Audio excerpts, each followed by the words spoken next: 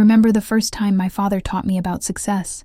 We were sitting in his office, a place that always smelled faintly of polished wood and espresso, the blinds half closed to keep out the afternoon light. He leaned across his desk, tapping his pen on a stack of documents. Real success, he said, isn't about winning. It's about sharing, 55% to those who make it possible. I must have been 22, newly out of university, still believing that his words carried the weight of wisdom. 55? I asked. Why not 50-50? He smiled, that patient, calculating smile of his. Because control needs a majority.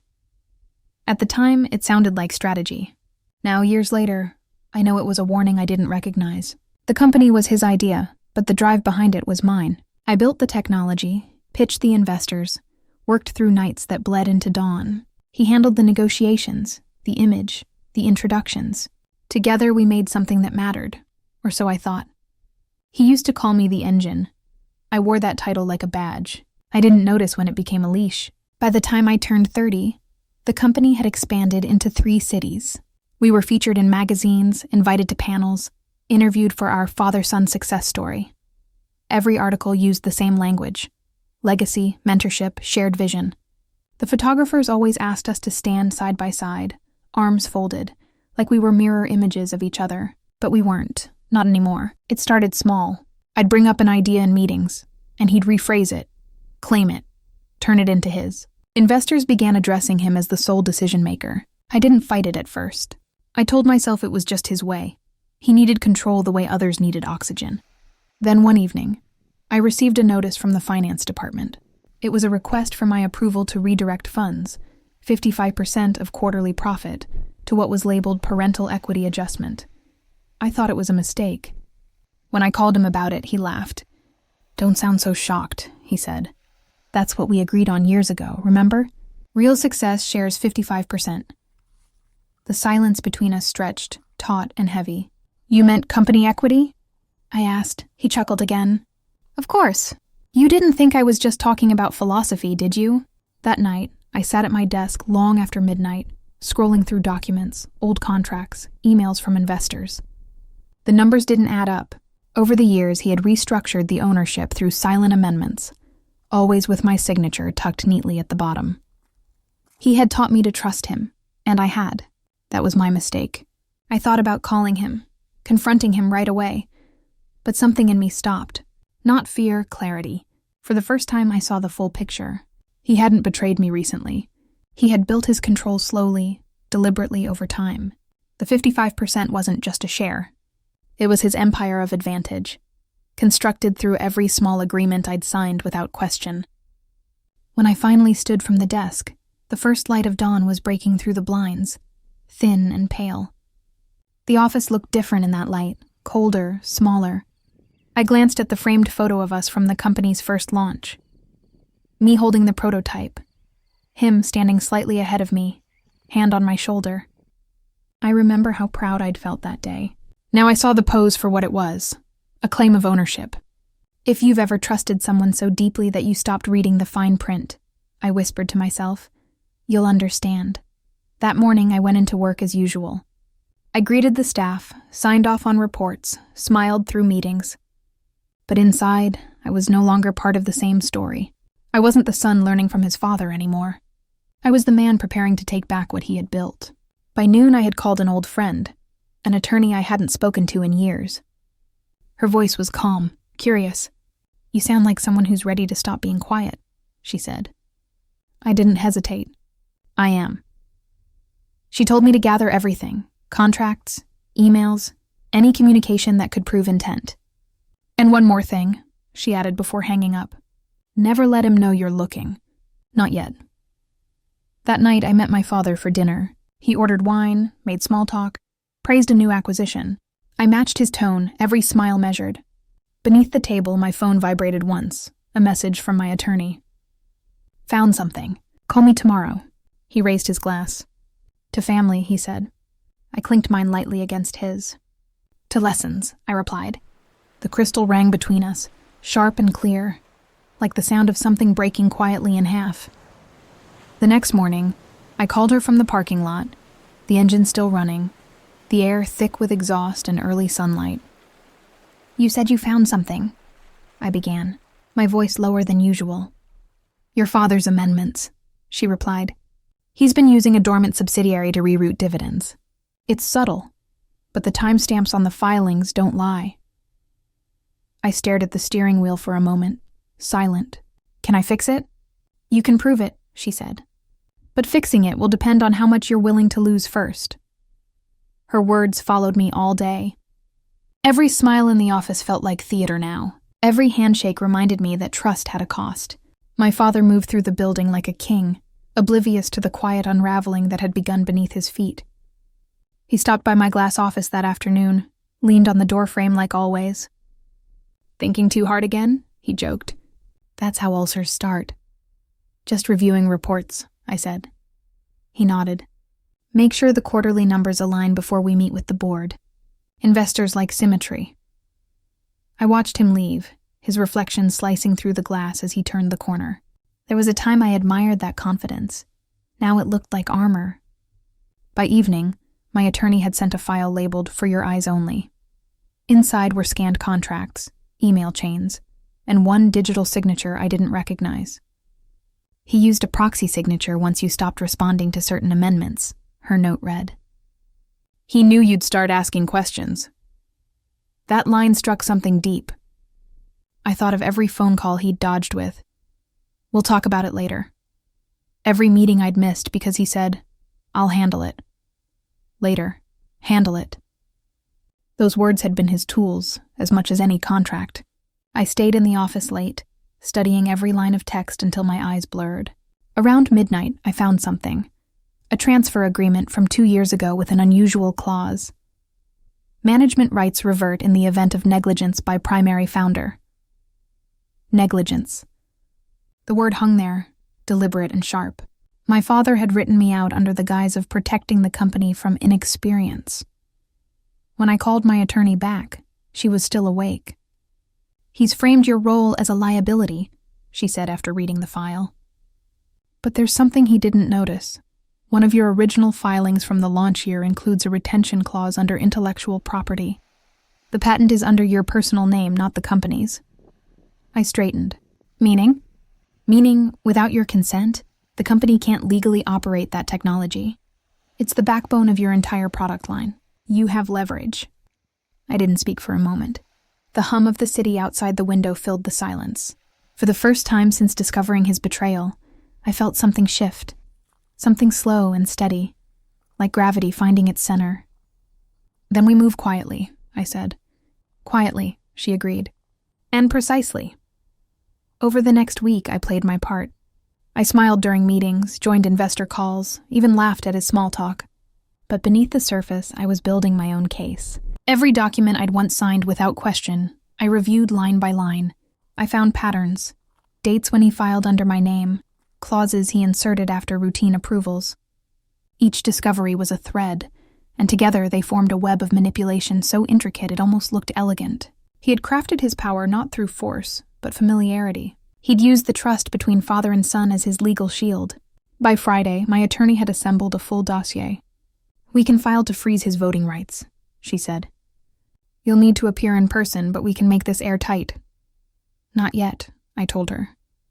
I want him to see it first. Why? Because I want him to understand that I learned his lesson. 55% isn't control, it's consequence. That weekend, he invited me to a board dinner at his country club. The kind of place where the waiters remembered your name and no one ever raised their voice. I accepted, knowing it would be the last time we'd sit across a table as partners. During dessert, he leaned back, satisfied, swirling his wine. You know, I always knew you'd do well, he said. You just needed direction. Direction, I repeated. That what you call it? He smiled, misreading my tone. Leadership isn't about fairness, son. It's about foresight. I met his eyes, calm, steady. Then I hope you have some left, I said softly. Because next week, you'll need it. He chuckled, oblivious, and raised his glass. To the next quarter, he said. To lessons, I answered again, clinking the rim gently. But this time, the sound didn't feel like something breaking. It felt like something beginning. Monday arrived with an odd calm, like the air before a storm. I drove to the office early, the city still yawning awake. The folder on the passenger seat seemed to hum with weight. My father's forgotten clause printed in sharp black ink. The boardroom smelled of polish and burnt coffee, the same way it had for years. My father sat at the head, chatting casually with the directors. He looked relaxed, certain, as though the world would always orbit him. I took my seat across from him. When the meeting began, he launched into the quarterly review. Profits, expansions, projections. His words flowed easily, well rehearsed. I waited. Then it came, the motion to approve a merger, the one that required both of our signatures. I opened my folder. Before we proceed, I said, there's an issue that needs addressing. He frowned, amused. An issue? Yes, I said, sliding the document across the table. This clause. It's from our initial registration, dated 3 years ago. You might have forgotten. He took the paper, scanned it briefly, then looked up. So, the patent rights for our core software, I said, keeping my tone calm, were filed under my personal ownership, not the company's. According to this clause, any external licensing or merger must be approved by me directly. The room fell silent. My father's fingers froze halfway through turning a page. One of the board members coughed quietly, as if the sound could cut the tension. He leaned back in his chair, masking his surprise with a forced chuckle. You're overthinking legal language. That's symbolic ownership, not practical. I met his eyes. No, it's enforceable ownership. The notary confirmed it last week. For a brief second, something flickered in his expression. Calculation, then denial. We'll review it later, he said briskly, turning to the board. Let's stay on topic, but I didn't let him. This is the topic, I said evenly. Every transaction involving that patent since the last filing is invalid without my consent. That includes the merger proposal you just presented. The silence turned heavy again. Someone shifted in their chair. My attorney's voice echoed in my memory, quietly and precisely. I could almost hear my father's heartbeat in the stillness that followed. He forced a smile that didn't reach his eyes. You're bluffing. I'm not, I said. And if you doubt it, you can ask the notary. He didn't respond immediately. Instead, he glanced at the other directors, searching for support, but their gazes were averted. Power was shifting, molecule by molecule, and he could feel it. After a long pause, he exhaled sharply. You've learned well, he said finally, the words laced with quiet resentment. I learned from the best, I said. When the meeting adjourned, he stood abruptly, gathering his papers. The others followed him out in uneasy silence. I stayed seated, staring at the empty end of the table where his nameplate gleamed under the fluorescent light. Later that afternoon, his secretary called, his voice on speaker, tight with anger. What's your end game? He asked. There's no game, I said. Just balance. He laughed bitterly. You think this gives you control? You'll drown in the paperwork before I let you win. I don't need to win, I said quietly. I just need the truth on record. He hung up without another word. That evening, I stood by the office window, watching the skyline fade into dusk. Cars crawled below, lights flickering like restless thoughts. I remembered all the times I'd stayed late just to prove I was capable, hoping he'd see me as more than an assistant to his legacy. Now the legacy had a fracture, and my name ran clean through it. I didn't feel triumphant, just steady, certain. The kind of certainty that comes when you stop waiting for approval and start living by proof. Tomorrow, the notary would file the injunction. By the time the sun rose again, 55% would no longer mean dominance. It would mean debt. The next morning began with a silence I hadn't heard in years. The kind that doesn't just fill a room, but settles into you. I arrived at the office before anyone else, the city outside still half asleep, the windows tinted with the pale gold of dawn. My reflection stared back at me in the glass. Calm, collected, but heavier than I remembered. At exactly 9, my father arrived. He didn't knock. He never did. His face was unreadable, but his eyes carried the sharpness of someone who'd rehearsed too many arguments overnight. You went too far, he said quietly, closing the door behind him. I didn't look up from my desk. No, I just went as far as you did, only I left a paper trail. He stepped closer, voice low. You think this will hold?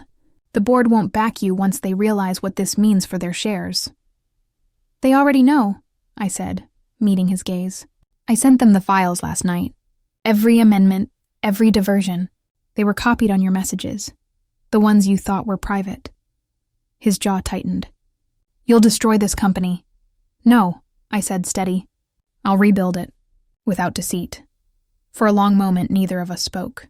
The hum of the office lights filled the gap between our breathing. Then almost reluctantly he laughed. Short, dry, bitter. You've become me, he said. Maybe, I replied. But I learned where to stop. He looked away first. That was new.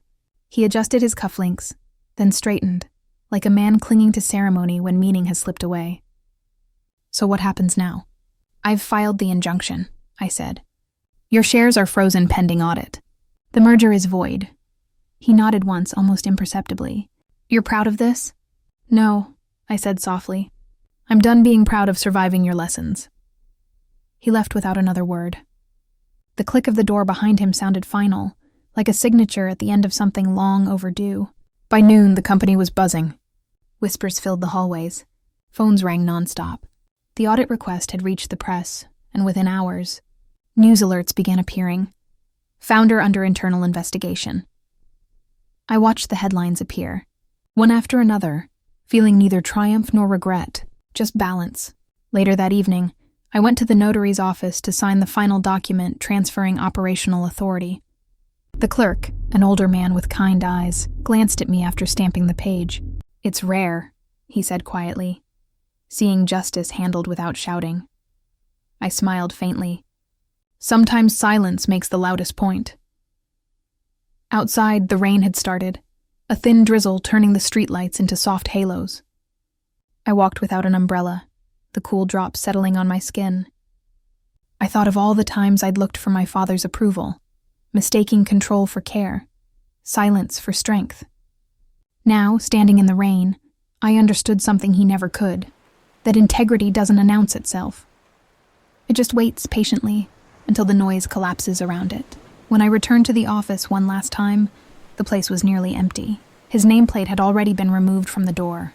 I sat at his desk, my desk now, and opened the ledger he'd kept hidden for years. Inside, amid the tidy numbers and calculated signatures, I found something unexpected. An old note written in his handwriting. Don't let them own what you built. I stared at it for a long while. Maybe it was meant as advice, maybe as irony. Either way, it was true. I folded the note and placed it in my pocket. The rain outside eased, and the city lights began to shimmer through the mist. I turned off the lamp, locked the office, and stepped into the night with a calm I hadn't felt in years. 55% had once been his power. Now it was my proof. Weeks passed before the noise faded. The press found new stories, the investors regained their calm, and the company began to settle into a rhythm that felt cleaner. I no longer flinched at every email notification or board message. My signature, once shadowed by his, now carried its own weight, not heavy but rightful. I hadn't spoken to my father since that day. The silence between us was wide and deliberate, built not out of anger anymore, but necessity. Sometimes absence is the only form of truth left. One evening, I found myself driving past his old estate, the house where deals were whispered over dinner and affection was bartered like currency. The lights were dim, only one glowing in the study. For a fleeting moment, I thought about stopping. Instead, I rolled down the window and let the cool night air carry the memory away. Inside the glove compartment, I kept his note. Don't let them own what you built. It was worn now, folded soft at the edges. I never quite decided whether it was a warning or a confession, but it didn't matter anymore. Its meaning had shifted. It belonged to me now. At the office, I made quiet changes. Fairer contracts, transparent records, a mentorship program for young entrepreneurs who reminded me of who I used to be. Ambitious, trusting, hungry for approval. I told them, ownership isn't about numbers. It's about truth. They listened in the way I once wished he had. On a rainy Thursday, the notary called. Final audit's complete, he said. All transfers approved. The board signed off on your proposal. The company's legally under your direction. I thanked him, my voice steady. After hanging up, I didn't feel the rush I'd expected. No fireworks, no sense of victory. Just peace, vast and quiet. That night I walked along the waterfront. The city lights shimmered across the water, fractured yet whole. Reflections, like memories, scattered but still recognizable. I thought about the years I'd spent trying to be the son he wanted, the partner he demanded, the mirror he could admire. But now I was just me, not his continuation, not his apprentice. Just someone who'd learned the hardest way that justice doesn't always roar. Sometimes it simply breathes and waits. A breeze rose off the water, carrying the scent of salt and rain. I pulled the note from my pocket one last time, smoothed it open, and let it slip from my fingers. The paper drifted over the surface before dissolving into the ripples. For the first time, I didn't feel like I'd lost anything. I felt lighter, whole. The sky above the river broke into a thin golden line, the first light of dawn. I watched it stretch, slow and certain, over the city that had seen both my downfall and my becoming. And as the sun rose, I realized legacy isn't inherited, it's rewritten.